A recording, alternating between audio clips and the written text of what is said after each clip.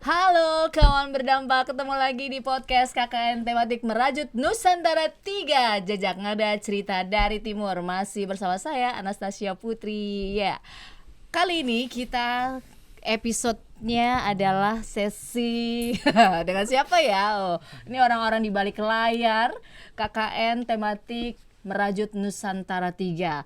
Perkenalkan dulu, yang pertama ada Kak Dika. Halo, nama saya Dika. Oke, keren banget nih suaranya kayak punya radio. Tes. Oke, yang kedua ada Kak David. Halo, David di sini. Wede.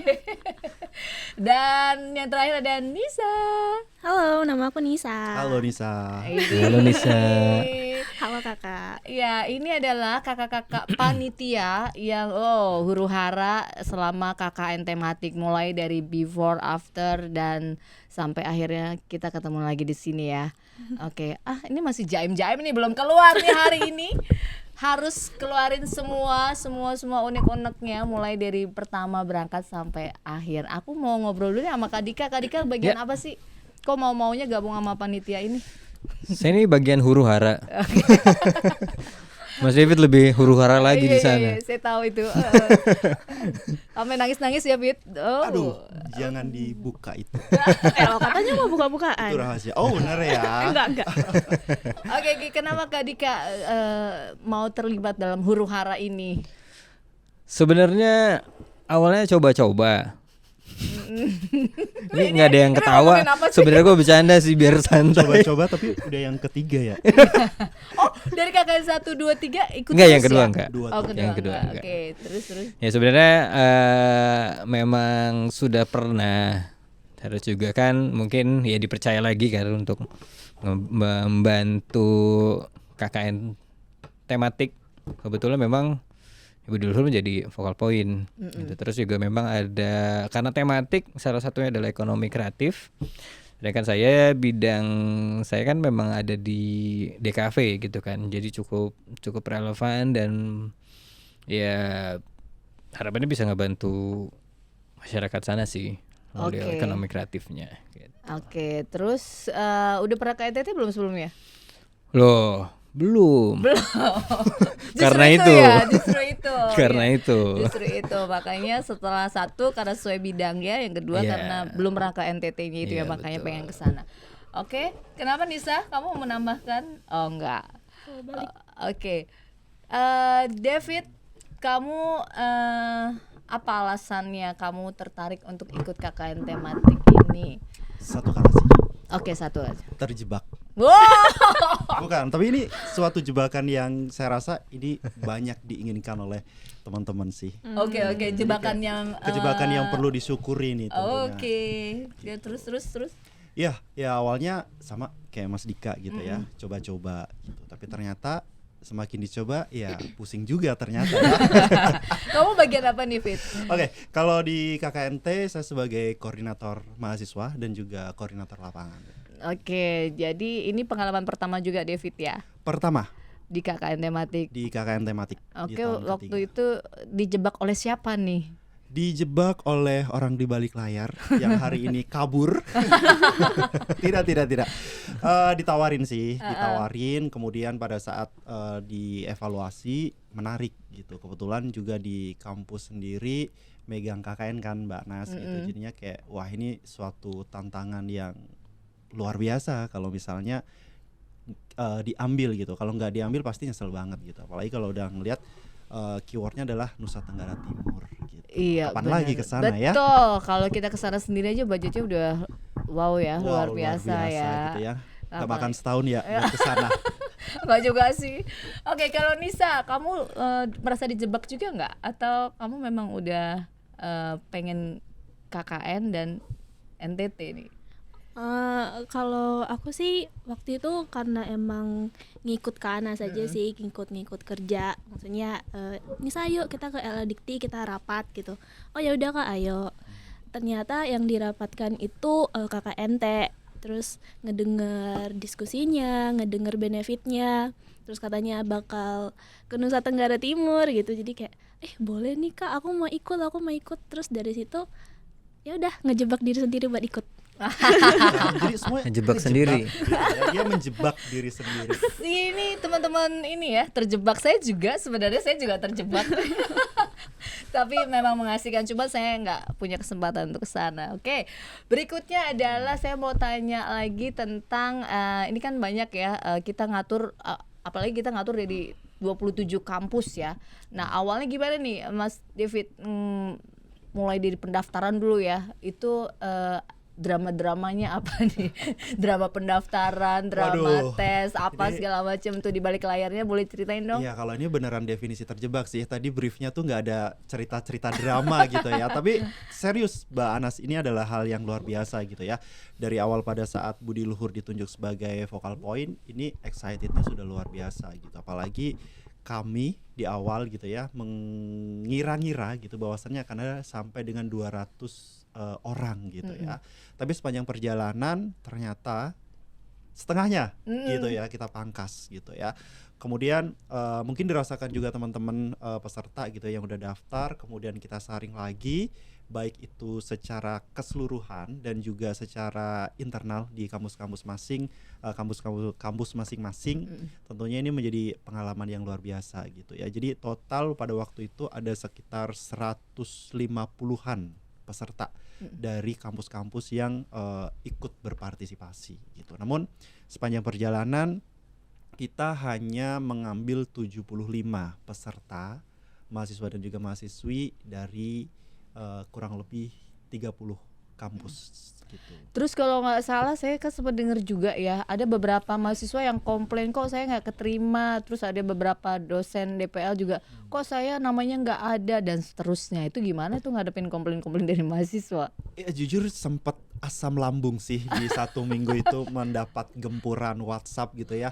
Kenapa dan juga kenapa gitu. Karena kami balik lagi gitu. Karena memang kapasitas pada saat pemberangkatan hanya total di 105 gitu peserta gitu. Jadi dari 148 kemudian kami saring lagi untuk post test gitu. Nah, Oke. post test lah ini yang menjadi titik penentu akhir gitu. Siapa sih teman-teman yang berangkat gitu, dan ternyata 75 teman-teman luar biasa dari 29 kampus terpilih untuk terbang ke Nusa Tenggara dan berkolaborasi dengan kurang lebih 40 mahasiswa dan juga mahasiswi dari Stiper Bajawa. Bajawa, wih keren. Nah, kalau Mas Dika dari sisi ekonomi kreatif kan dari awal udah kebayang dong sebenarnya tadi kan NTT. Terus mulai dari mikirin desainnya juga, mikirin ini kan program-programnya juga apa ya yang bisa diterapin di sana. Itu sempat pusing juga nggak sih nerapin atau merencanakan program apa yang pas untuk warga di NTT gitu? Iya. Ya program kan memang sudah kita siapkan ya dari sebelum keberangkatan. Ya pasti pas penerapannya biasanya pasti akan ada penyesuaian tuh, karena ya pasti kan ada pendekatan kultural yang berbeda, penyesuaian terhadap kebutuhan dari masyarakatnya dan yang lainnya gitu. Kebetulan memang PIC di ekonomi kreatif ini kan Paleo. Ya, Paleo ini kan juga yang menaungi keseluruhan program dan bidang ekonomi kreatif gitu. Tapi sejauh ini memang kendala yang kita lihat itu, atau kebutuhan mungkin ya, kebutuhan yang kita lihat kalau secara potensi alam di NTT udah luar biasa gitu. Sayangnya memang banyak hal yang belum bisa dimaksimalkan ya, potensi yang bisa dimaksimalkan. Salah satunya ada merchandising, produk-produk UMKM yang seharusnya bisa punya nilai lebih dan bisa bisa meluas gitu kan. Salah satunya kalau misalnya kalau di Bajawa kan ada kopi gitu kan, dan itu bisa jadi nilai tambah untuk pariwisata gitu. Nah itu yang mungkin yang program itu yang kita tawarkan dan kita jalankan. Kalau nggak salah waktu itu sempat pas mau keberangkatan bawa barang-barang banyak banget tuh ya dari tim Aircraft. Itu sempat kesulitan nggak untuk bawa barang-barangnya, dan harus dikurangi kan karena masing-masing harus punya maksimal beban bawa barang bawaan tuh berapa gitu. Iya. Kalau nggak salah.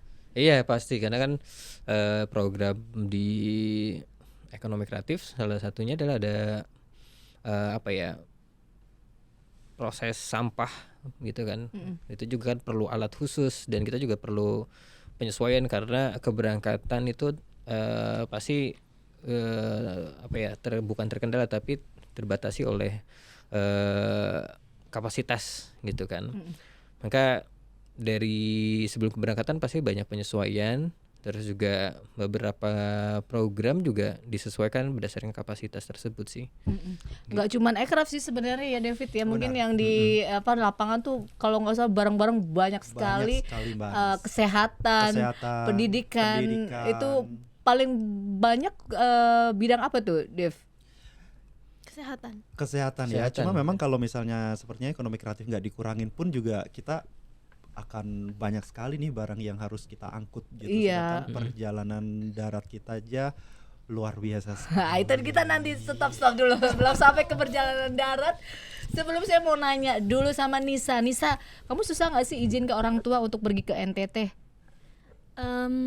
Awalnya susah gimana sih orang tua pada umumnya kalau anaknya pergi jauh. Cuman mungkin karena emang kultur di keluarga aku itu lepas aja gitu. Jadi kakak aku, abang aku itu dari umur belasan itu emang udah ditinggal sama mama papa kan. Dan aku juga dari umur 14 tahun itu udah nggak tinggal sama mama papa. Jadi masih dilarang-larang sih, masih kayak kok jauh banget KKN-nya, nggak ada yang deket kampus kah, kalau bisa jangan sampai nginep gitu. Jadi habis KKN pulang ke rumah, KKN pulang ke rumah gitu. Cuman aku coba untuk ngomong lagi sama mama, nggak ma, jadi KKN-nya tuh gini loh. Aku kalau misalnya diem di tempat terus aku mau berkembangnya gimana gitu. Pokoknya diiming-imingin lah, dibaik-baikin, disayang-sayangin. Terus akhirnya mama bilang, oh ya udah. Tapi mama selalu bilang kayak, jangan mau disuruh kemana-mana sendiri, jangan mau kalau ke tempat bahaya gitu. Gimana sih orang pada umumnya. Cuman ujung-ujung mama kayak, oh ya udah nggak apa-apa, uang jajannya kurang kan anakku gitu. Oke, jadi dipastikan ya ke orang tuanya ya bahwa Nisa bisa pergi jangan khawatir lah orang tua gitu ya. Betul. Oke. Jadi kalau perizinan ke istri gimana? Aman? Aman, cuman lama banget ya. lama banget. Oh, kok komplain ya istri? Jadi tagihannya jadi nambah. Oh, ada tagihan yang nambah. Iya, ada tagihan. Oke, ya itulah drama pertama. Oke, terus kita mau ke perjalanan pertama dulu ya. Perjalanan kemudian adalah kita ke sampai di Maumere ya, Maumere. Sampai di Maumere, gimana tuh perasaan pertama kali tiba dan menginjakan kaki di Maumere? Siapa nih? Oke, siapa? Nisa dulu deh. Nisa dulu. Happy banget kayak yang kan ya kita kan sempat tertunda, terus ada juga ketakutan kayak ini jangan-jangan aku nggak jadi ikut nih gitu.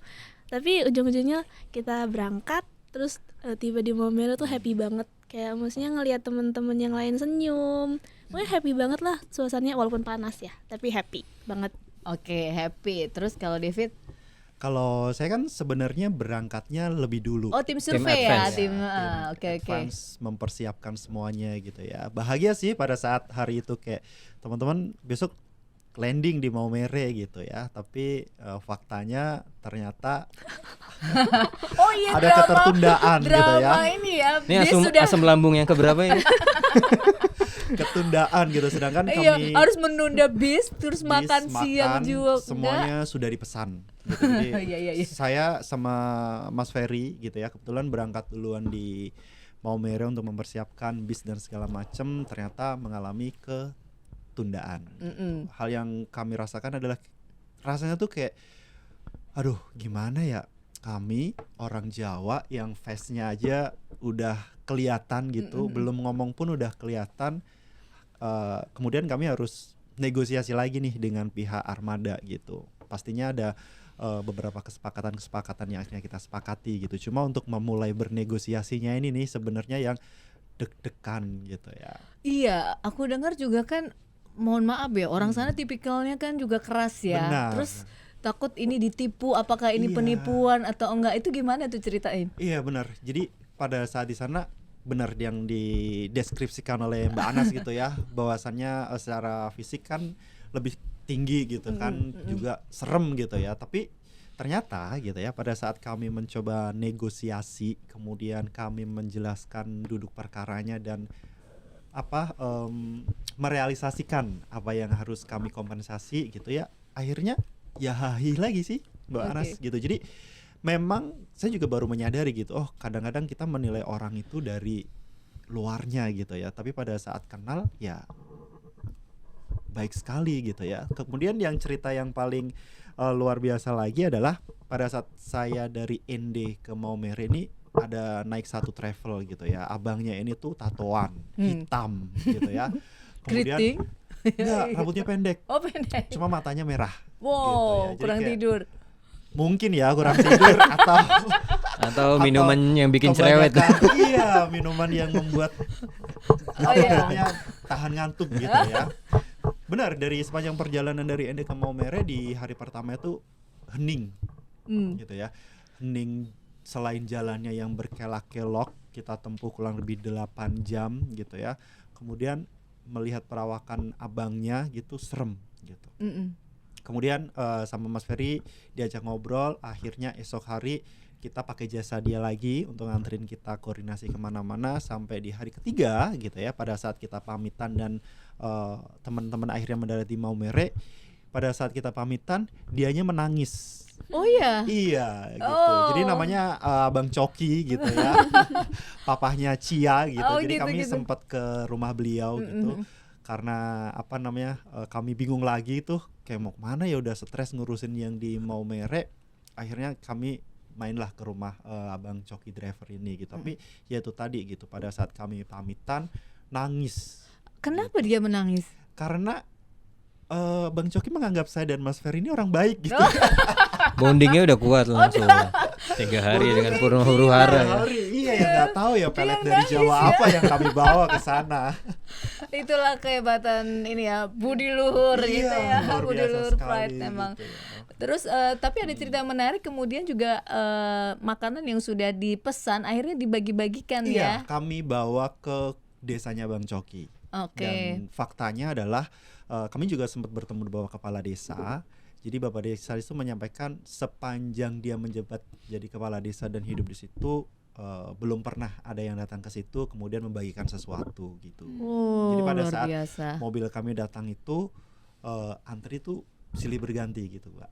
Jadi pada saat kami sudah habis 3 kantong gitu, masih banyak yang datang gitu, Jadi ya itulah kebahagiaan ternyata di balik penundaan itu gitu ya. Kami bisa melihat ternyata potret di saudara-saudara kita yang dari timur tuh ya benar adanya. Kalau selama ini saya menyaksikan di layar kaca dari berita, ya pada akhirnya mengalami langsung gitu ya. Jadi itu benar-benar kayak memorable gitu ya, bahwasannya warga-warga yang ada di kampung tersebut tuh juga seneng gitu kebagian makanan gitu. Oke, jadi Bang Coki ini nggak akan nganter lagi ya? Jadi itu pertemuan terakhir juga dengan Bang Coki? Pertemuan terakhir kami pada saat sebelum kembali ke Jakarta. Kami sempat. undang ke res kita di The Cristore gitu. Kemudian kami berikan kaos Merajut Nusantara. Besok saya akan tagih mana fotonya. Oke, nah yang menarik adalah setelah itu kan ini tim survei ya. Nah setelah itu perjalanan panjang dimulai kan, karena menggunakan pesawat terus tiba di Maumere harus perjalanan panjang. Kak Dika menyangka perjalanan panjangnya berapa jam? Sebenarnya udah ngecek sih di Google Map kayak iya oke. 12 jam. Siap-siap pantat, pinggul, punggung untuk standby dan leher. Oke. Karena memang perjalanannya emang sebelumnya sudah survei kan kayak perjalanan ini ke sini menempuh waktu sekian.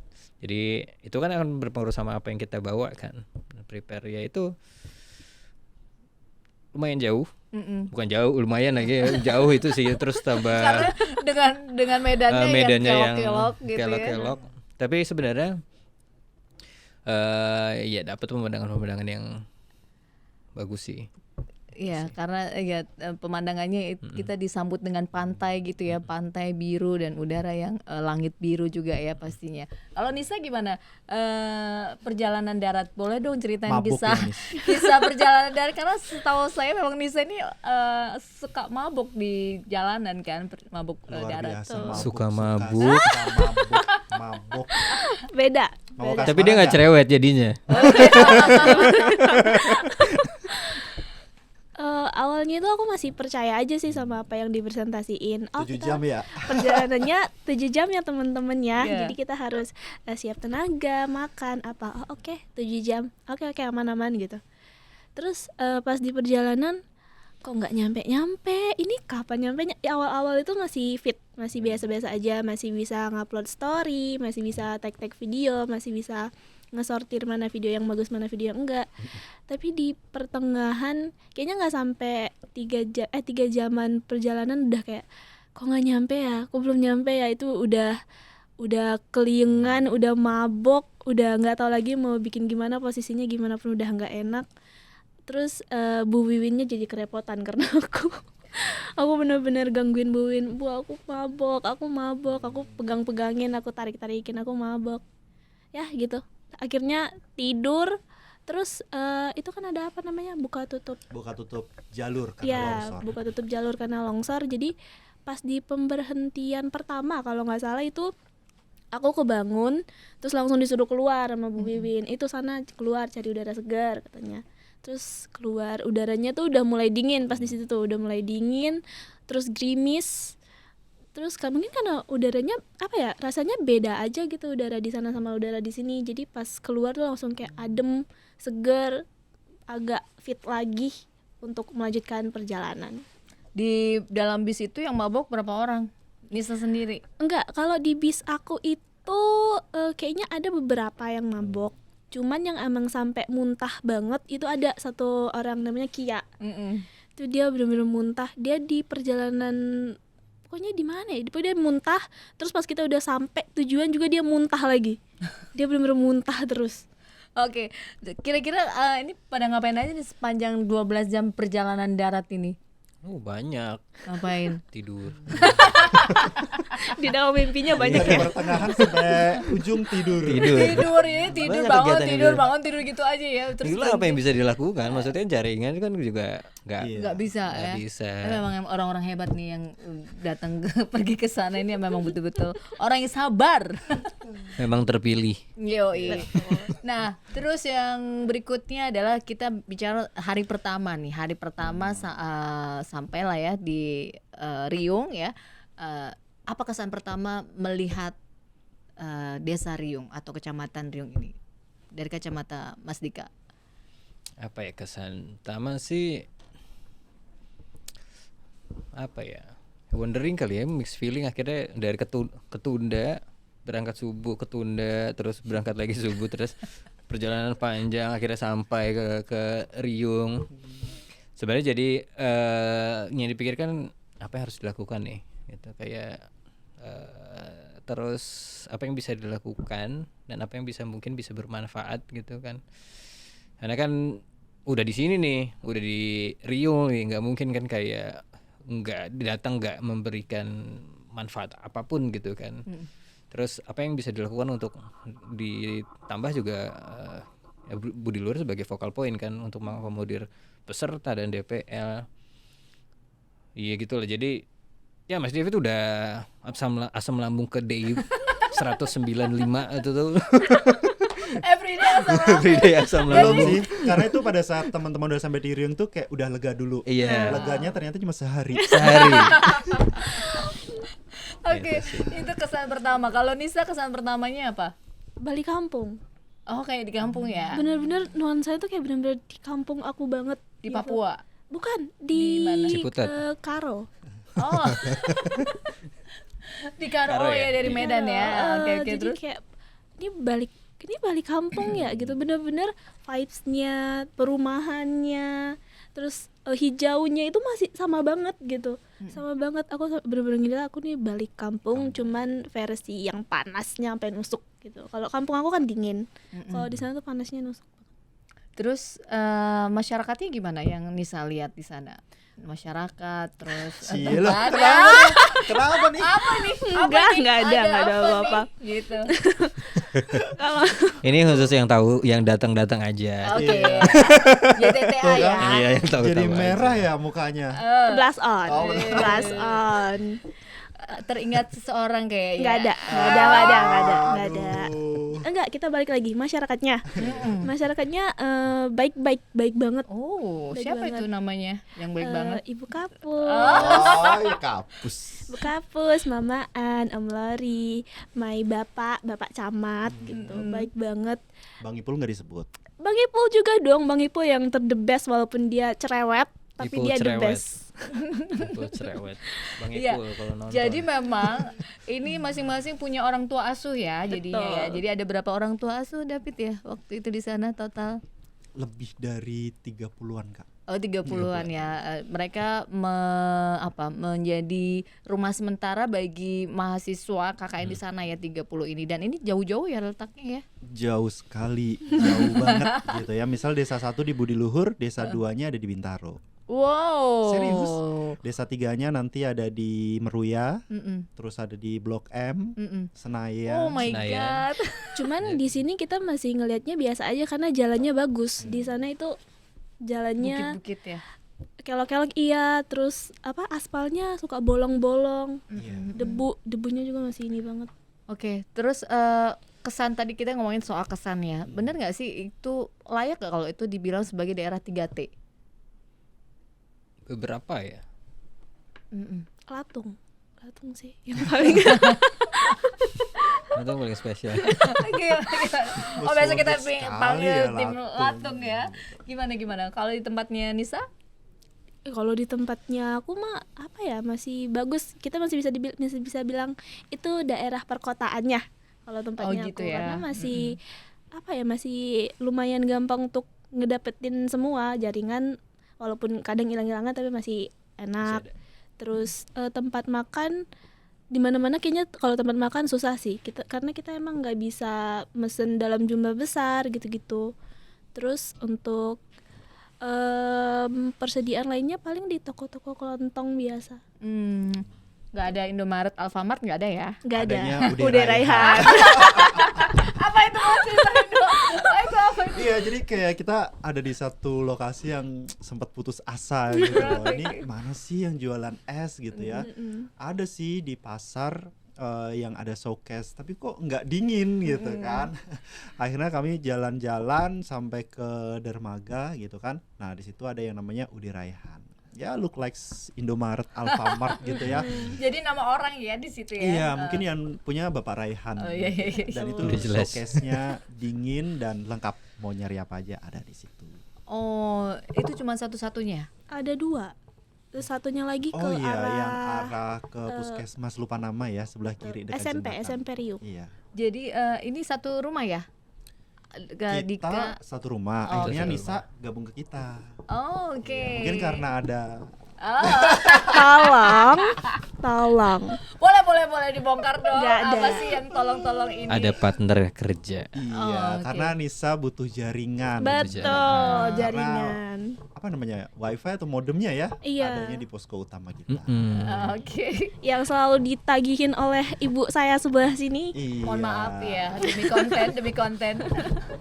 Oke, terus tadi teman-teman sudah lihat ya kesan pertama di Riung ya begitu menggoda ya.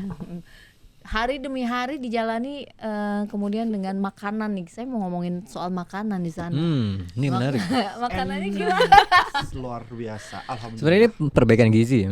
Justru malah perbaikan gizi Iya. ya. Iya, benar. Iya sih. Apa menunya? Oh, udah pasti 4/5 protein. sempurna. Oh ya? Oke. Kalau masyarakat sana ngomong ikan ini baru mati sekali dan langsung dikonsumsi. Iya. Oh, jadi segar ya, Segar. ikan segar. Gitu. Oh. Jadi 3 kali sehari kita makannya ikan. Betul. Selama kurang lebih 2 minggu. Oh, ada lagi. Sebenarnya ada ketika kita lapar malam-malam di mana toko-toko sudah kami tutup, menyebutnya warung nenek. warung nenek. Apa itu warung nenek? Jadi kalau pagi itu warung nasi gitu Kak. Gitu. Cuma kalau udah tutup baru kita samper, kita geruduk karena kita lapar mau bikin Indomie. Dan itu self service. Oh Self-service, gitu. iya. Soal harga gimana? Dia nggak bebas. Enggak, kita bawa Indomie sendiri, bawa telur sendiri. Terus gitu, sendiri. benar. Kita ganggu itu yang punya warung, nenek warung. Iya, jadi kami ganti beli minyak tanah gitu karena kebetulan mungkin berapa ya 95% lah Kak, Oke. di sana masih menggunakan kompor minyak tanah. Oke, terus kita ngomongin soal gimana nih ini kalau Kak Devi tuh gimana ngurus mahasiswa di sana memastikan dia melakukan program kerjanya dengan baik. Susah nggak sih? Susah nggak ya Mas Dika? Susah-susah gampang. Nah, apa nih kendalanya? Yang bagian susahnya apa, gampangnya yang apa? Oke, susahnya karena memang kita keterbatasan jaringan sih Jaringan. Kak. Jadi ini disclaimer-nya adalah buat teman-teman semuanya yang hidupnya di Jakarta gitu ya, khususnya kalian harus banyak-banyak bersyukur gitu. Mau kemana-mana dekat, mau akses apapun dekat, terutama adalah jaringan gitu. Karena teman-teman di sana yang ada di satu desa tadi di Latung itu paling ujung benar-benar nggak ada sinyal. Jadi kalau mau nyari sinyal itu dia harus di kantor kepala desa. Jarak dari rumah tinggal ke kantor kepala desa itu 2 sampai 2,5 kilo. Oke. Jadi Itu menggunakan provider internet Khusus. wifi khusus. gitu. Jadi ini juga mengubah pola komunikasi kita ya. Akhirnya kita pakai sistem janjian jam. Karena kita udah nggak tahu lagi cara hubungin mereka gitu. Jadi kalau besok mau dijemput, ya udah jam 9 udah harus ada di kantor kepala desa. Kalau sampai jam 9:15 ditunggu tidak ada, ya udah kita tinggal gitu. Jadi kalian harus nyari angkutan sendiri gitu.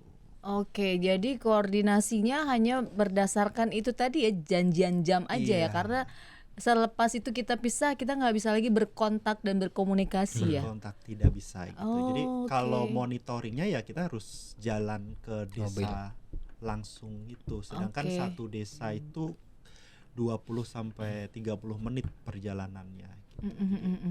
Oke, jadi kalau misalnya teman-teman ini monitoring ada mahasiswa yang kesulitan begitu, ada masalah seperti itu gimana tuh? Iya, kami Ada nggak menemukan masalah? ada yang sempat sakit ada gitu. Kemudian distribusi info karena di satu desa itu benar-benar nggak punya sinyal. Jadi dia harus ke dermaga pakai yang namanya Starlink. Mereka harus beli 5.000 itu 3 jam. Dan fun fact-nya adalah kodenya itu tidak di print tapi ditulis pakai pulpen gitu, tulis tangan. Oh gitu. Starlink. Iya, Starlink gitu. Oke. Faktanya kalau tadi di awal beneran daerah 3T ya termasuk salah satunya adalah terkait dengan sarana jaringan telekomunikasinya. Itu tantangan kami sih Kak. Ingat zaman dulu ini ya. Zaman siapa nih? Enggak. Kita beda. Komunikasi itu dulu ya kan, makanya pakai benang gitu loh. Oh iya. Itu kita berkomunikasi. Tapi itulah ya, bayangkan tapi orang di sana itu kekeluargaannya sangat kuat karena tadi mereka tidak berkomunikasi menggunakan handphone justru ketika sekarang di kota udah sibuk masing-masing kan dengan TikTok. Di sana ada TikTok nggak? Orang masih bisa lihat TikTok? Ada. Masih ya? TikTok ada. Masih TikTok dan Instagram ya. Sebenarnya kendala tambahannya adalah bensin di sana. Iya betul. Itu dia. Selain jaringan, kendaraan transportasi ya kan, terus di jarak sama bensin. Bensin di sana tuh kedatangan seminggu sekali, kalau nggak salah Sabtu atau Minggu. Jadi sempat ada kondisi di mana cukup langka bensin tuh. Benar. Jadi kalau nggak ada bensin nggak bisa jalan ya? Nggak bisa. Jadi ya Mas, pada waktu itu sekali ada pun ngantrinya juga Ngantrinya panjang. Nah, Terus ada lagi kendala lagi. apa tuh? Air di posko kita. Oh iya. Air di posko kita itu Air mandi atau minum? Mandi. Awal-awal itu mancurnya adanya itu 2 hari sekali. Oh gitu. Jadi terus mandinya gimana? Mandinya ya siapa cepat dia dapat. Oh. Cuman baknya gede, jadi sekalinya nyala tuh dipenuhin. Penuh gitu. Oh. Tapi ya kita berapa human ya yang ada di posko utama gitu ya. Beberapa paling mandi koboi. Nah, Nisa mandi berapa hari sekali? Sekali. Oh, sehari Cuman sekali. kalau di rumah bapak dan ibu asuh Aman aku ya? tuh damai tentram. Aman.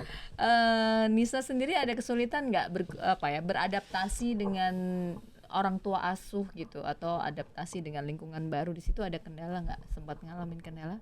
Nggak ada sih, kalau sama orang tua asuh tuh aku langsung disayang banget.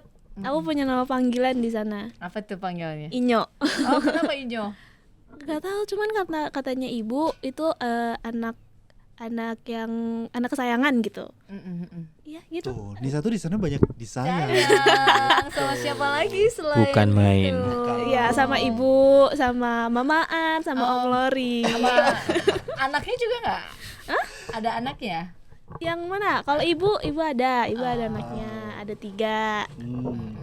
Kalau mamaan juga ada 2 dan banyak ya anaknya mamaan. 2. Oh iya, iya banyak. Banyak. Oke. Terus lagi kita mau ngomongin apa sih drama yang terjadi gitu ya. Enggak ikutan. Pasti banyak drama-drama karena Ikutan. kita berkaitan dengan koordinasi, ya nggak sih? Ya kan? Koordinasi tadi, apalagi kita ada kendala komunikasi, sinyal susah. Nah, apa drama yang paling keras terasa gitu ya pada saat di sana, tapi akhirnya bisa teratasi dengan baik, terselesaikan lah. Saya nggak tahu ya Mbak Anas ini dapat cerita drama dari mana ya. Padahal kita 12 hari tuh ya penuh drama. Everyday is drama ya. Iya. Ya apa aja yang bisa diceritain ya, drama per drama itu tadi ya, koordinasi, karena masalah Mungkin koordinasi karena ya. memang komunikasi kita yang saya bisa bilang tidak merata sih Mbak gitu. Karena di satu desa ya tadi yang nggak ada jaringan gitu. Jadi pada saat distribusi informasi masih ada yang ketahan, yang nggak benar-benar tahu gitu. Sedangkan dengan jadwal yang padat, kita tuh besok tuh harus melaksanakan kegiatan gitu ya. Kayak misalnya kemarin kita mau ke 17 pulau gitu ya, karena memang di-share di grup, kemudian ada beberapa desa yang tidak menerima karena jaringan tadi ya sempat terjadi huru-hara gitu ya. Tapi pada akhirnya ya kami tetap jalan gitu ya, teman-teman ke pulau, kemudian ada kegiatan di sana, kemudian kembali siangnya kita makan bareng juga di posko, kemudian sore harinya kita ke mana tuh? 17 pulau? Enggak Kak, puncak enggak. lagi gitu. Oh, oke. Lupa nama puncaknya. Watu Ireng atau apa ya? Ya, cuman kita nggak Watu nyampe. Mitong. Watu Iya. Mitong gitu. Terus pulang-pulangnya kita kehujanan menggigil. Oh enggak, gini. Ini poin titik-titik krusialnya adalah penundaan kepulangan, ya kan? Iya. Nah, drama itu terjadi ya. Kita kita kan harusnya dijadwalkan pulang tanggal 7. Benar. Kemudian mundurlah tanggal 10 dan mundur lagi tanggal 12. Bagaimana situasi pada saat itu yang ada di teman-teman ya, mahasiswa di lapangan itu seperti apa? Kayak di medan perang sih. Karena dari atas, bawah, kiri, kanan semuanya diserang. Wah, gitu diserang-serang dar gitu ya. Sama sih pertanyaan, kenapa ditunda? Gitu ya. Kemudian kami izinnya kan cuma sampai sampai tanggal 7 sama orang tua, sama kampus dan lain sebagainya gitu. Cuma namun saya juga berterima kasih sekali dengan yang namanya kakak Ugo gitu ya, yang membantu kami gitu ya melalui LLDikti untuk berkomunikasi gitu secara keseluruhan dari sana ke Jakarta, dari Jakarta ke sini, kemudian juga dari kampus-kampus gitu ya. Jadi memang ada beberapa kampus yang pada akhirnya menarik secara mandiri mahasiswanya untuk pulang terlebih dahulu gitu. Tapi tidak banyak mahasiswa yang memang masih stay di sana, yang pada akhirnya kita merealisasikan kita pergi healing lagi gitu. Jadi city tournya kita tambah lagi nih gitu untuk untuk menjaga mood gitu ya, terutama mood panitia sih yang udah nggak tahu lagi nyari pembelaan apa kalau misalnya sampai diundur lagi tuh. Oke, kalau Kak Dika gimana waktu dengar informasi penundaan itu? Ini dari hati, ini kesel nggak? Aduh, pulang jadi tertunda, ketemu istri jadi aduh tertunda. Ya paling mikirin istri sih. Oke. Lagi sakit juga ya waktu itu. Iya, lagi terus? nggak enak badan kan. Jadi ya bisa apa kan? Ya Ya yang pasti mempersiapkan segala hal untuk di lokasi aja dulu. Karena ya, kepulangan juga masih tentatif kan. Yang pasti mengakomodir kebutuhan peserta dan Bapak Ibu DPL gitu dan mood panitia kita agar tidak asam lambung kedai 100 sekian. Terus kalau Nisa sebagai peserta dan sekaligus panitia gimana pada saat itu mendengar mungkin ke teman-teman juga banyak yang curhat juga ya ke Nisa barangkali tentang penundaan itu gimana Nis? Kalau aku pribadi sih nggak masalah ya Kak, karena jujur aja aku tuh betah banget di Riung. Aku bahkan nggak mau pulang, sampai sekarang tuh nggak bisa move on sama Riung. Apa alasannya? Tahu gitu ditinggal aja. Iya. Kakak Itu ditinggal aja. Penasaran. Enggak ada, karena emang senyaman itu di sana gitu. Bahkan kalau ngelihat foto-foto juga sampai sekarang masih nangis. Oh iya, sampai senangis itu. Sampai selebay itu, tapi emang senyaman itu di sana. Jadi pas dengar dimundur ke tanggal 10 kayak oh ya udah, masih punya banyak waktu nih main-main di sini sama mama sama ibu gitu. Terus diundur lagi ke tanggal 12. Nah, ini nih udah mulai agak apa ya? Gak panik, tapi kasihan aja gitu ngelihat Mas David. ngelihat Kak Ugo, ngelihat Kak Dika gitu, kayak maksudnya aku kan nggak punya begitu banyak kesibukan di sini ya. Jadi kalau ngedengar dimundurin juga aku biasa aja. Cuman kalau kayak Mas David, Kak Dika, di sini ada loh kegiatannya yang lain. Terus Kak Dika di sini ada istrinya loh yang ditinggalin gitu. Jadi agak pas udah ada omongan lagi tanggal 12 ya, itu udah mulai agak aduh gimana ya gitu, kasihan gitu. Terus kalau dari temen-temen sih, kalau dari kebanyakan yang cerita sama aku sih, mereka apa ya, gak masalah, bener-bener gak masalah sama sekali itu diundur. Karena mereka juga mereka sadar gitu, oh itu kan bukan hal itu bukan ada di tangan panitia, keputusan itu gitu. Tapi kalau nggak salah kan banyak juga yang memutuskan untuk pulang mandiri ya. Nah kemudian banyak tuh mulai gue pulang nggak nih gitu kan. Nah itu juga mengganggu psikologi teman-teman nggak ya, pengen gue juga pengen pulang duluan deh gitu. Kalau yang curhat sama aku itu nggak ada sih Kak. Jadi mereka emang dewasa banget sih untuk menghadapi situasi itu gitu. Jadi ini tuh ada kemunduran itu karena apa? Karena seperti ini. Mereka setiap kali ada announcement, ada pengumuman, mereka baca pelan-pelan, mereka perhatiin, ini tuh kayak gini tuh kan kayak gini ya. Jadi nggak bakal muncul lagi pertanyaan-pertanyaan yang nggak penting, kayak misalnya udah dikasih tahu, ini kita bakal kayak gini ya, terus itu udah dijelasin, tapi masih ada pertanyaan, kenapa kita kayak gini? Itu nggak ada. Mereka sama sekali mereka benar-benar dewasa banget ngehadapinnya. Wih, hebat.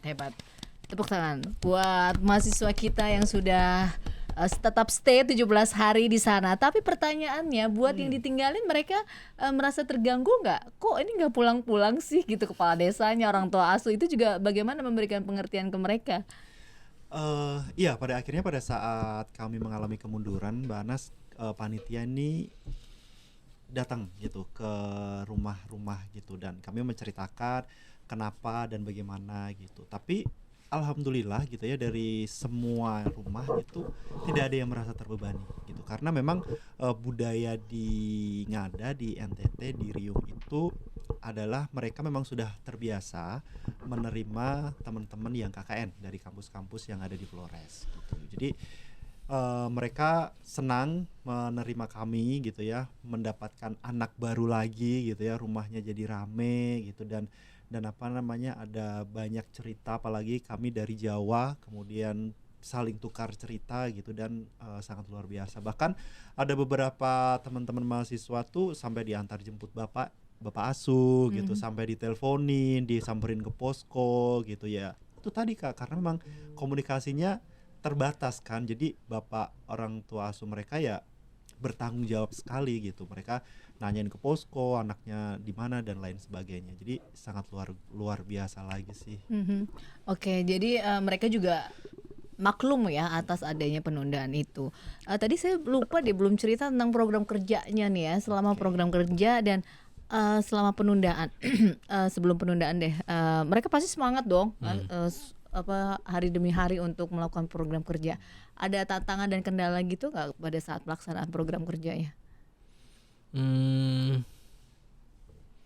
Ya pasti ya. Terutama kalau program yang sudah disiapkan sebelum keberangkatan memang sudah ada ya, per bidang dan sudah dilakukan, dan kebanyakan lebih masih fokus di kecamatan. Nah, ada beberapa desa yang mempertanyakan program ini dilaksanakan di desa masing-masing juga kah gitu. Nah, dari situ mungkin ya kita ya sebagai panitia dan ini berinisiatif untuk teman-teman yang tinggal di rumah orang tua asuh di desa tertentu, ya harusnya sebuah desa gitu ya melaksanakan kegiatan dan program juga gitu, agar mereka juga merasa terdampak gitu ya. Gitu sih. Untuk mengkoordinir mahasiswa juga gampang ya, tidak ada kendala juga ya.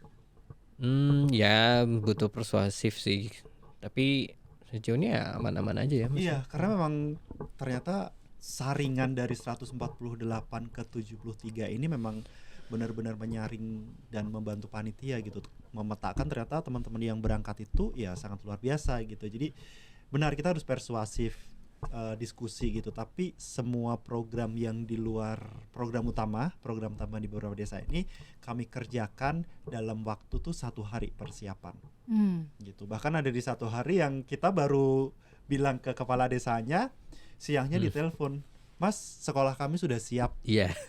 Cuma sampai jam 12 siang. Kami tunggu ya. Oh gitu.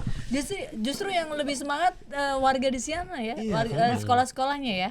Kedatangan kami gitu sangat-sangat disambut baik Kak Anas gitu. Apalagi kami ke salah satu salah satu sekolah dasar di sana. Ya itu tadi yang kita cuma dikasih waktu awalnya 2 jam gitu ya, setelah berkegiatan ya ternyata lebih dari 2 jam gitu. Tapi yang kami rasakan adalah aura positif dan semangat sambutan mereka menyambut kami gitu ya. Sekolah tidak menyambut dengan karpet merah dan lain sebagainya, tapi kami sangat-sangat tersentuh ketika mendengarkan lagu daerah yang dinyanyikan oleh anak-anak satu sekolah itu bergema di ruang itu menyambut kami. Itu tuh bagi saya tuh momen merinding sih, karena Lagi nih. karena lagunya tuh Saya ikutan. bagus gitu. Tanah Riung. Masih ingat nggak? Tanah Riung. 1, 2, 3. 1, 2, 3. Paling diinget. Ada ya Iya. di dokumentasi ada kok Kak lagunya bagus banget gitu. Itu Anak serba kecil dadakan itu. itu kebetulan memang di Desa Latung. Mm-mm. Ada sedikit miskom mungkin ya, karena ada permintaan dari kepala desanya untuk melakukan kegiatan, akhirnya diiyakan. Kebetulan saya juga yang DPL di sana. bertanggung jawab di sana di Latung Induk gitu. Nah, akhirnya coba kita jalankan programnya, ternyata Pak Kades menangkapnya bahwa ya udah besok dilakukan siang itu juga. Nah, siang itu juga makanya koordinasi sama teman-teman panitia, Kak Ugo dan yang lainnya untuk langsung eksekusi di lokasi. Dan akhirnya terjadi, walaupun agak telat sedikit, lumayan juga itu asam lambung lagi kesekian hari.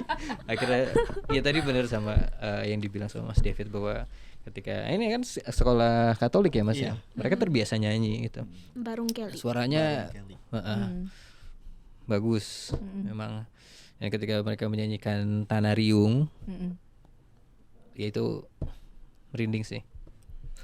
Nisa, kamu ada juga nggak momen merinding? Ada. Apa tuh? Sama sih di tempat itu juga di Apa tuh? SDK Barung Kelly. Mm-mm. Pas mereka nyanyi terus ngelihat, boleh nggak sih nih diomongin kondisi sekolahnya?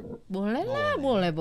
Kondisi Biar sekolahnya Pak juga. Menteri tahu. Iya, biar Pak Presiden, bukan hanya Pak Menteri, Nah, Pak iya, benar Presiden sekali. tahu harus mengunjungi Riung, dan banyak perbaikan-perbaikan yang harus segera lakukan di sana. Iya, bukan hanya makan siang ya. Betul, makan siang gratis MBG, tapi apalagi nih masukannya?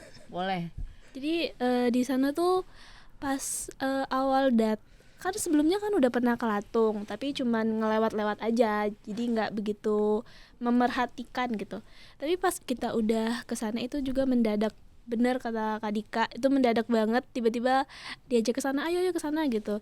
Sedangkan Habli sama Dewa itu udah kesebar ke Lengkosambi sama kemana gitu aku lupa. Mereka udah kesebar duluan, tinggal aku nih sama Kak Iki. Jadi kita tuh sering dibaginya, Dewa sama Hablinya tuh selalu keluar luar, aku sama Kak Iki tuh selalu stay di Kecamatan Riung, karena waktu itu emang kegiatan di Kecamatan Riung tuh lebih banyak gitu.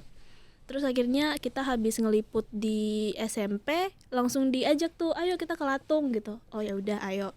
Pas sampai di sana aku kira bakal di mana gitu kan, terus tiba-tiba kita berhenti di SD namanya SD Kambarung Kelly. Pas awal masuk itu tuh gersang banget Kak, bener-bener gersang banget, panas banget. Terus ngelihat kondisi kelasnya itu apa ya ngomongnya ya, memperhatinkan banget gitu.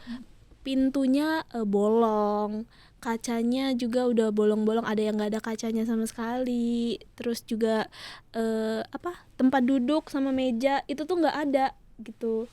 Jadi ada tapi terbatas banget gitu Kak. Jadi anak-anaknya tuh pas kita di dalam, dan juga yang paling bikin merinding banget itu walaupun sedikit tapi anak-anaknya tuh semangat banget Kak, semangat banget buat nyambut kita, buat apakah antusias banget gitu. Jadi jumlah anak-anaknya, jumlah siswa-siswinya di situ tuh cuman berapa ya, cuman kayaknya puluhan, 60 sekian kalau nggak salah. jadi kita disatuin di dalam satu kelas yang gak seberapa itu cukup gitu Kak, karena emang sesedikit itu tapi tetap apa ya, aku sedih gitu ngelihatnya. Maksudnya walaupun tidak begitu sebagus, fasilitasnya tidak sebagus yang kita dapatkan di kota-kota ataupun di kecamatan itu sendiri, tapi tetap mereka tetap memperjuangkan pendidikan itu loh buat Semangat anak-anaknya belajarnya gitu. tinggi ya. Bener. Kemarin juga sempat ngobrol ya, mereka tuh bayaran setahun tuh 300 ribu. Setahun. 300.000. Berapa bayar gurunya ya? Nah itu dia. Dan itu tua banget sekolahnya Kak. Maksudnya di usia 40 tahun aja itu di tahun 98. 98 itu usianya udah 40 tahun. Ya ampun. Saya sempat lihat foto-fotonya ya. Itu bahkan mereka ada yang nggak pakai seragam ya. Ada. Ada. Sepatu pun. Tidak ada yang tidak pakai. Aduh sedih ya. Iya. Makanya kedatangan kita mereka sangat antusias banget. Benar. Bahkan kita cuman apa ya, bagi-bagi, bukan cuman sih, tapi kita membagikan apa sih jajanan-jajanan yang snack-snack biasa yang kita makan di sini aja gitu ya. Udah, itu udah biasa, kadang bosen gitu. Tapi mereka tuh happy banget, seantusias banget tuh, bener-bener bikin merinding sih. Iya. Aduh, saya juga ikut Ya merinding. setelah kepulangan itu 300.000 jadi angka yang berbeda lagi. Bener. Iya ya. Setelah dari sekolah itu 300.000 setahun. Iya, 100. 1 tahun 300.000. Berarti sebulannya berapa dibagi 12 tuh? Iya, 20 ribuan. 20 ribuan. Aduh. Nggak nyampe, mungkin ya sekitar 20 ribuan. Iya. Itulah potret, ternyata yaitu pada akhirnya kami, khususnya saya, menemukan oh ternyata benar juga ya yang selama ini kita lihat di TV bener adanya gitu. Jadi Ya. Oke, sekarang saya mau cerita yang lucu-lucunya dong, boleh dong? Kayaknya sesi kita yang paling panjang ya di sini ya. Gak apa-apa, biarin.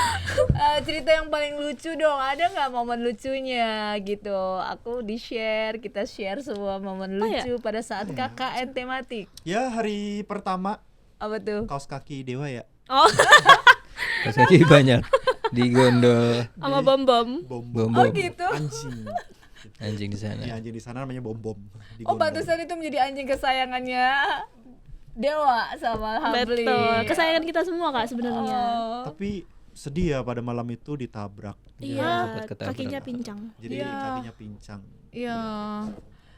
Terus ada lagi nggak? Ah. Ada dong. Apa tuh? Apa sih? Apa Ada tuh? yang cinlok gitu nggak? Cinlok kayaknya banyak. Banyak Cuma belum di- terekspos. Di ini ya, di dekat lapangan voli. Cilok. Siapa? Oh, itu Salome. Itu Salome namanya di sana. itu Cilok, cilok. Kak David ada cinlok nggak dia? Gak cinlok, cuman mungkin terkesima aja. Ya. Cinlok nggak? Waduh. Anissa. Tidak. Dilarang kita ngomong tadi. Enggak. Oh, ngomong aja. Oh ngomong nih. Enggak dilarang. Ngomong aja. Jangan deh. Nanti kartunya takut dibuka juga soalnya. Oke. Sebenarnya ada driver yang emang selalu nemenin kita. Emang dia punya personality yang unik sih. Abang Ini yang Ipul. kisah lucu ya, kisah lucu. Oke. Abang Ipul emang selalu ada aja cerita-cerita yang dibawa sama dia. Semua dijodoh-jodohin kalau sama Iya. Pak Oh, Ipul. Bang Ipul itu agen dia sebenarnya.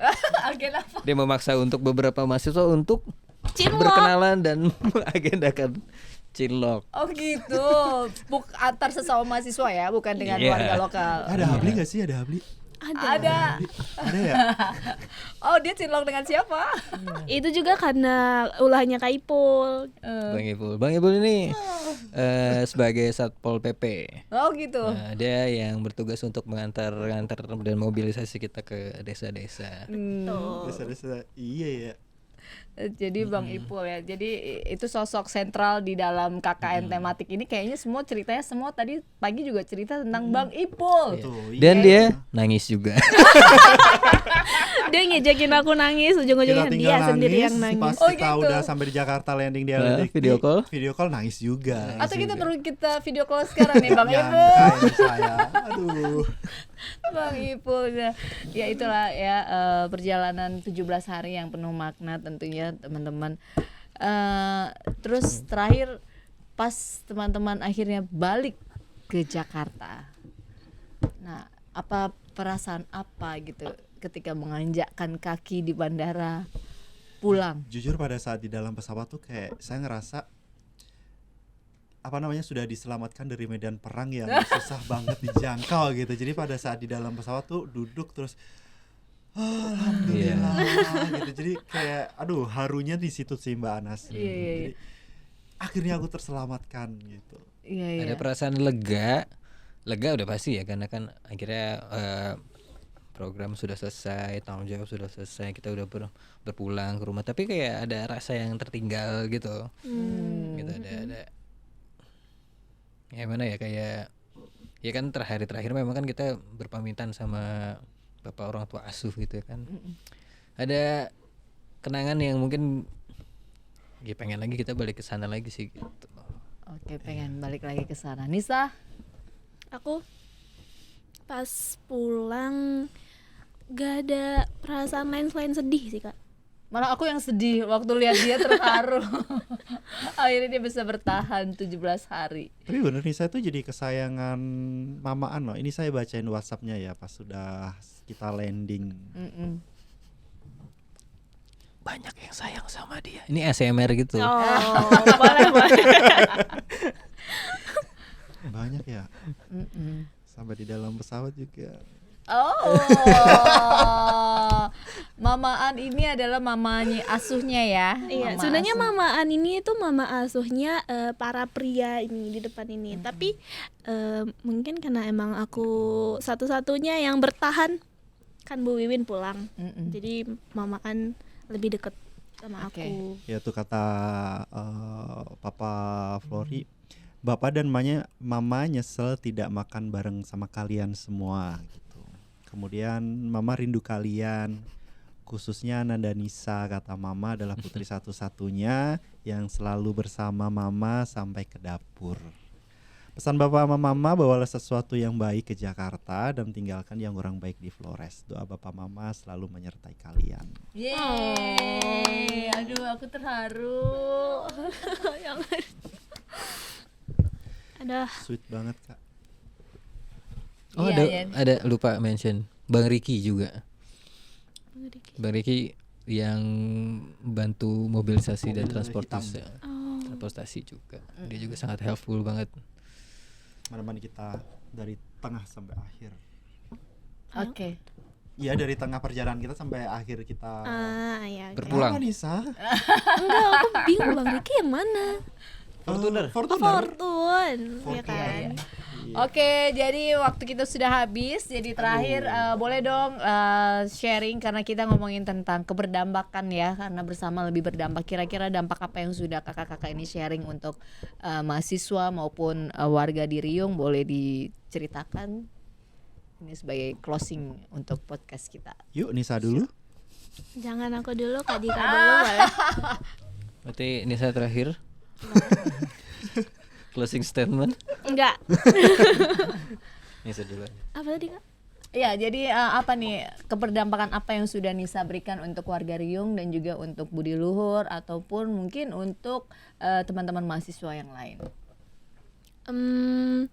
Kalau aku sih, aku kan bagian humas sama dokumentasi ya Kak. Jadi aku tuh nggak begitu sering berkomunikasi, maksudnya nggak begitu sering punya kegiatan yang bareng sama masyarakat di sana gitu.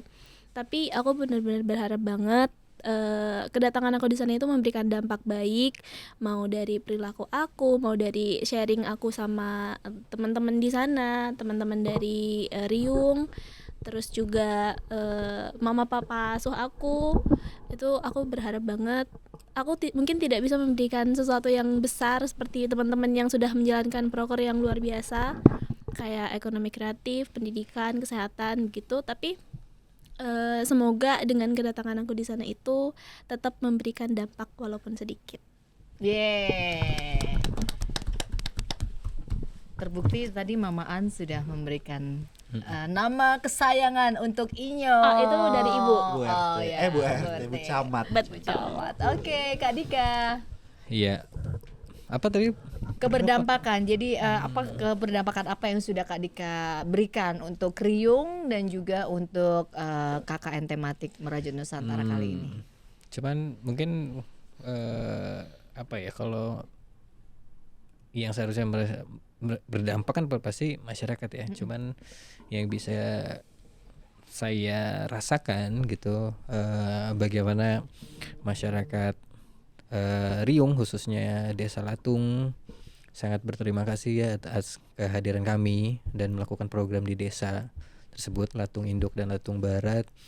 Dan itu terlihat dari bagaimana mereka sangat berterima kasih gitu dan merasa berat untuk melepas kepulangan kami gitu ya, dari kepala desa dan perangkatnya serta kepala sekolah di sana. Jadi ya karena itu mungkin mereka merasa berdampak dan akhirnya cukup berterima kasih gitu ya. Mungkin itu sih kalau apa yang diberikan ke masyarakat, mungkin masih banyak yang, kalau saya masih banyak yang kurang dan perlu penyesuaian lagi gitu, karena masih banyak hal, karena dari waktu yang cukup terbatas gitu kan, seharusnya masih bisa lebih maksimal lagi, seperti itu sih. Gitu sih. Karena waktunya terlalu singkat ya untuk bisa memberikan dampak yang lebih luas. Tapi kita berharap sih semoga cerita-cerita ini juga bisa memberikan dampak ya, biar mereka yang mendengarkan nantinya juga bisa tahu kan kondisi dan situasi di Riung itu seperti apa gitu ya. Jadi jangan patah semangat bahwa apa yang kita lakukan kayaknya nggak maksimal, tapi sedikit itu pasti berarti buat mereka. Iya. Betul nggak sih, Dev? Coba Dev. Iya, kalau apa sih melihat keberdampakan? statement Mbak Putri tadi itu ya, kayaknya kita harus kembali ke sana lagi Iya ya. dong, ajak Aku setuju. Kita harus balik lagi ke sana. Let's go. Iya, benar. Kita Jadi memang- ajak Kak Anas make mobil Pol PP. Let's go. Sampai encok. Boleh. Benar banget. Jadi kalau kita bicara dampak gitu ya, Kak Anas, kebetulan saya kan posisinya dari panitia gitu. Tapi yang saya rasakan adalah selain apresiasi dan juga kehangatan di setiap rumah pada saat kami ke sekolah, tentunya kami juga membagikan motivasi ke teman-teman di sana gitu, bahwasannya dengan segala keterbatasan yang ada di sana, teman-teman yang ada di sana juga gitu ya, mempunyai kesempatan yang sama gitu. Jadi kalau kita ke rumah gitu ya, memasuk gitu, selalu bilang saya senang menerima kalian di sini gitu, karena saya selalu berpikir besok anak saya gitu ya, one day gitu pasti juga akan melaksanakan yang sama gitu. Jadi berpikir bahwasannya kebaikan itu harus selalu ditularkan di manapun dan juga kapanpun. Budi Nice. sekali. Orang baik dibedakan Betul. dimanapun, kapanpun, dan dalam kondisi Amin. apapun. Tapi bentar Amin. dong, penutup. Bentar, saya mau nanya Mbak Anas. Oh Mbak Anas kan boleh. gimana sih perasaannya gitu ya? Kita kan ke NTT gitu ya. Kita tuh juga dapat ini tuh. Oh iya. Ini Oh gitu iya, dia masih ya. ingat. Aduh, ini susah banget Oh, ya iya. gitu. Tapi gimana sih perasaan Mbak Anas yang nggak jadi kesana gitu Aduh. tuh, kayak gimana gitu? Ya jujur ya, aku iri sama kalian yang sudah 17 hari. 17 hari loh, 17 hari luar biasa ke sana. Aku selalu pantau terus melalui Instagram, makanya aku nggak mau ngelewati momen-momen berharga kalian di sana dengan ini harus ada, aku temukan best moment melalui foto-foto. Jadi aku selalu dikirimin Google Drive foto-foto terbaik aku pilih, dan aku kadang-kadang gitu ngerasain tadi yang dibilang ya, aduh sedihnya anak-anak, wajah anak-anak di sana itu yang hangat gitu, terus ceria, selalu menerima kakak-kakaknya, itu hebat banget. Makanya aku pilihkan foto-foto terbaik. Teman-teman boleh lihat best moment selama KKN tuh di Instagram KKN Tematik, bahkan di YouTube. Ayo YouTube-nya mana, ininya mana, semuanya aku usahakan untuk teman-teman di luar sana yang nggak ikut ke NTT bisa merasakan vibe-nya ngada dan juga KKN Tematik ini. Aku tuh sedih sebenarnya karena aku udah pesen tiket, aku udah beli baju untuk, ya aku tahu di sana panas, harus baju lengan panjang. Tiba-tiba gunung meletus dan akhirnya refund lah itu semua. Tapi ya tadi kalau ngomongin soal keberdampakan, yang bisa aku berikan adalah yang memberikan informasi tadi melalui sosial media, bahwa biar orang di luar sana tahu KKN Tematik ngada kali ini tuh bener-bener hebat, yang terbaik gitu. Tepuk tangan buat kita semua. Thank you teman-teman. Thank you. Kak Thank you. Dika, Kak David, dan Nisa sudah berdampak selama 17 hari di Ngada NTT. Oke, kawan berdampak, kita ketemu lagi di lain kesempatan. Kita salam merajut Nusantara dulu ya. Semoga nggak lupa ya. Oke, 1, 2, 3. Salam merajut Nusantara bersama. Salah saya kan. Lebih berdampak. One more. Oke. Ulang dong. Ulang, Boleh. gak apa-apa. Oke, 1, 2, 3. Salam Salam merajut merajut Nusantara Nusantara bersama lebih lebih berdampak. berdampak. See you.